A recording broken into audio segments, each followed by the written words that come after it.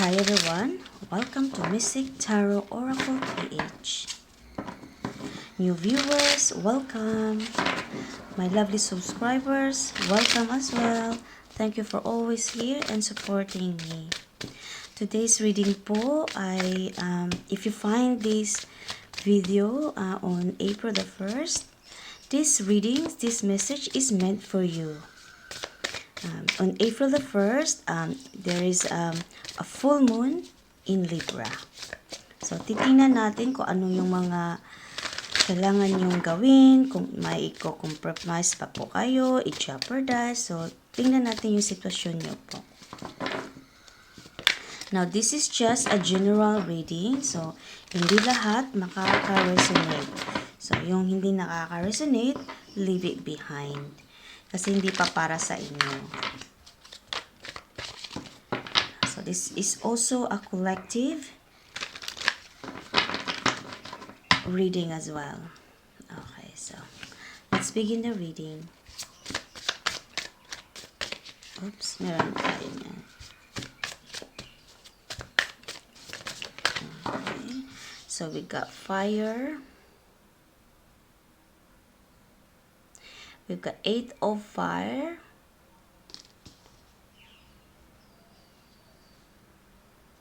Meron tayong 3 of air.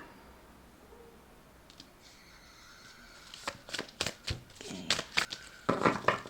Meron tayong earth. Earth element. Oops. Meron tayong Neptune.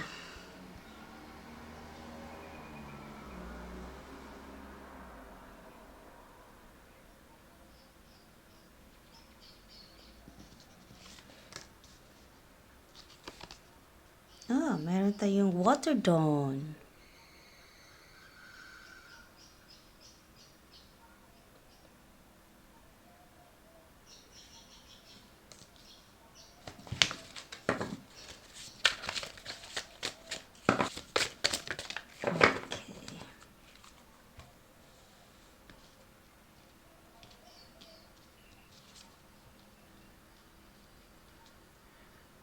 Meron tayong 9 of air.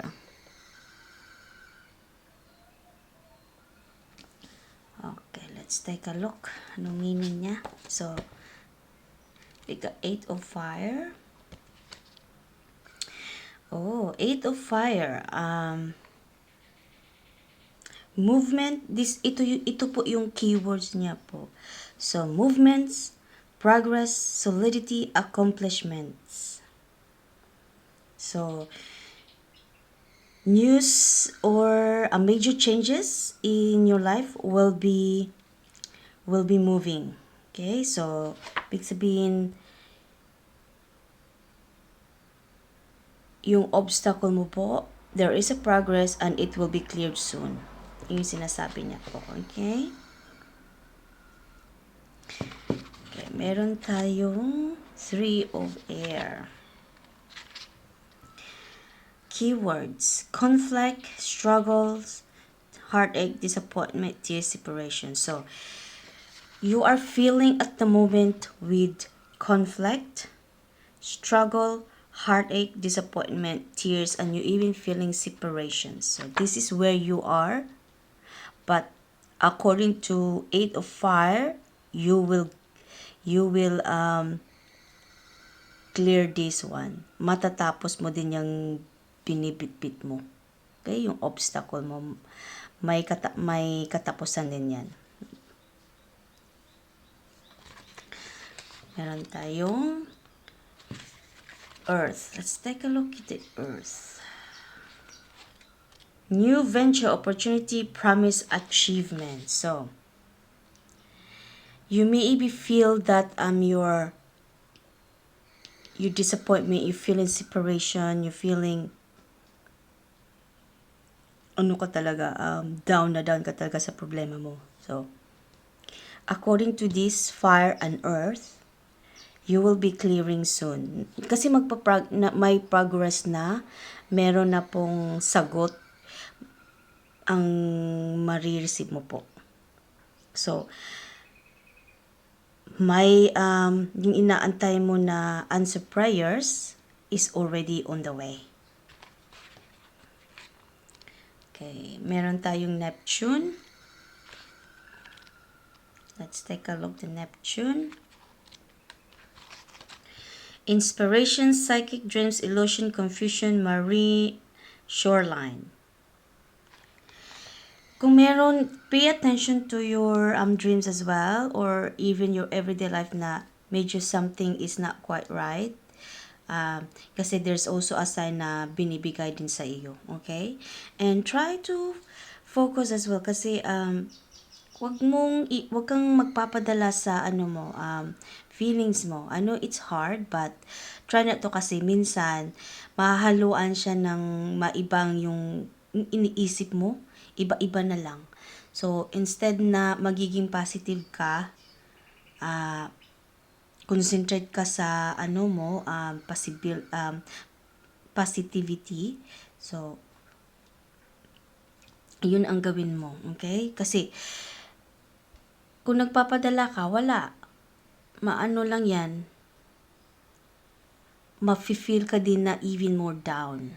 Kasi naapektuhan ka na of course. Kasi bit-bit mo yung problema na yan. Hanggang ngayon, wala pa rin, di ba? You prayed hard so much every day.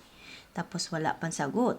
Siyempre, you are feeling broken, heartache, di ba? Siyempre, masasaktan ka, you sometimes magme-meltdown ka pa sa emotion mo. So, sometimes are like that. So, sabi ni Neptune na huwag kang mag-alala kasi don't let it, your emotion, control you. Kasi, ayan na yung sagot mo. Confirmation na yung dalawa na nagpa-progress na, magki-clear na yan yung obstacle mo. Matatapos din yan. Okay, meron tayong Water Dawn. By the way, I'm using astrology tarot. Okay, nahanap ko lang si Water Dawn. Hindi ko mahanap si Water Dawn. Ito pala. Water Dawn, sensitive, sympathetic, kind, imaginative, poetic, daydreamer. So, please be kind to yourself. Okay? Huwag masyadong maging sensitive emotionally, okay? Concentrate lang, okay? Baka mahawa pa yung, kundi ibig sabihin sa too much na mainit na kasi ang ulo mo, nadadala ka na sa emotions mo, so parang nasi-share mo yan sa ibang tao. So keep it to yourself, take control of it, stay grounded, take control of it. And be kind to yourself as well, okay? Meron tayong 9 of Air. Let's take a look at 9 of Air. Okay. Sociability, communications, parties, connections, enjoyment, love. So, at the same time, pinapayuhan po kayo na while waiting, go out there, mingle to your friends para ma-distract ka, connect with your friends, your family, or even your old friends na hindi mo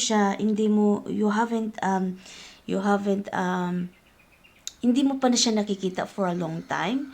Connect with that friends, and then kasi madidistract ka pag madistract ka, parang magaan yung loob mo, hindi mo masyado maramdaman ang binibitbit mo na problema. Okay? Kasi sabi naman dyan, sabi ni Air of Fire at saka ni Earth na, not Air of Fire, Fire at saka si Earth, sabi naman po na, andyan na, maki-cleared out na. So, just gonna have to be patient a little bit. Okay? Try to enjoy as well. I-enjoy mo din yung yung sarili mo. Kaya sabi ko sa'yo, be kind to yourself. Look after yourself as well and your well-being as well. Okay? We'll get your tarot as well. Let's take a look at your tarot. ano pa. Kailangan mo lang talaga na i-compromise, okay? Take a risk na na itong sitwasyon na to na it will be okay. Okay?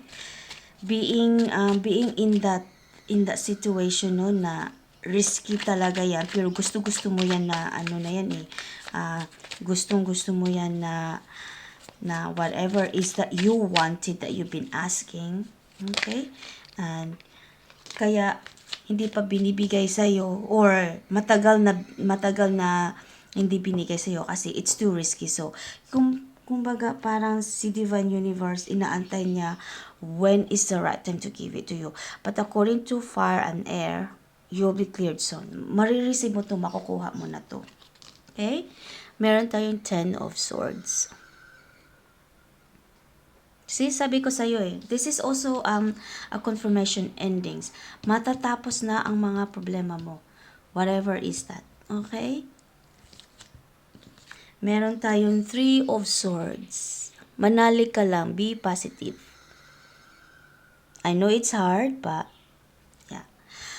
I know that sometimes you feel frustrated, you feel so angry, pero normal lang yan. Okay, lahat naman tayo, we go through that one. But manalig lang, kasi ang sagot nandyan na. Okay, continue to be positive, instead of na, kaya sinasabihan po kayo na, go out there, mingle, para ma-distract po kayo. Okay, dito natin siya ilagay. Makikita nyo pa naman, di ba? Para hindi nyo ma-feel yung weight na frustration. Hindi kayo magagalit, aburido yung ulo nyo. Kaya go up there. Meet new people, meet new friends. Okay, meron tayong Fool. See, sabi ko sa'yo, new beginning. Ito na nga, fresh touch nyo to. New ventures, fresh touch nyo na to. Ito na yung inaantay mong sagot. It's coming, it's heading your way. Ibibigay naman ni Divine Universe. You just need to be patient a little bit. Okay? Knight of Cups.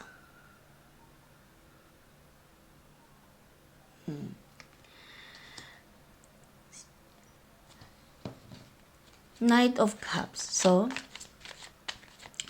be confident na matatapos na. Kasi, pag wala kang confidence sa sarili mo, how are you going to continue to pray? How are you going to continue to be positive? Diba? Kaya, be confident to yourself. Paminsan-minsan, para ma-distract ka, go out there. Magsaya ka. Huwag kang don't stay at home na magmukmuk ka. Okay? Kasi pag magmumukmuk ka sa bahay nyo, ikaw lang mag-isa, wala.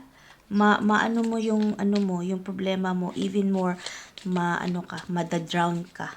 So go up there kasi andyan na 1 2 3 4 signs, 4 confirmation na matatapos na yan yung dinadala mo, binibitbit mo. Okay, we'll get one more. Meron tayong the Emperor.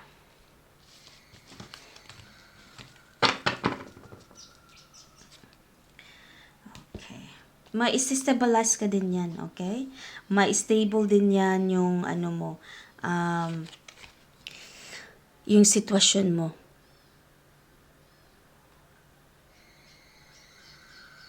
It's a very challenging na sitwasyon, but ma-achieve mo din yan. Ma-achieve mo. Mag-patient ka lang talaga. Okay? Kasi nandyan na 4 confirmations, 4 signs na binigay po sa inyo na ibibigay na talaga sa inyo. Hindi nga lang sinabi kung kailan. Okay?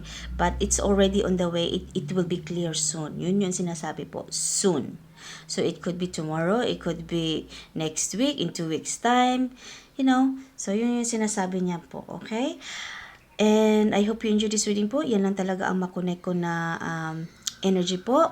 I hope you will continue to support my channel to build it up again. And I hope you, if you know someone that resonate this message, please share also this message po. And yeah, I will see you in my next reading. Bye for now. Don't forget to like and comment if you feel like it too.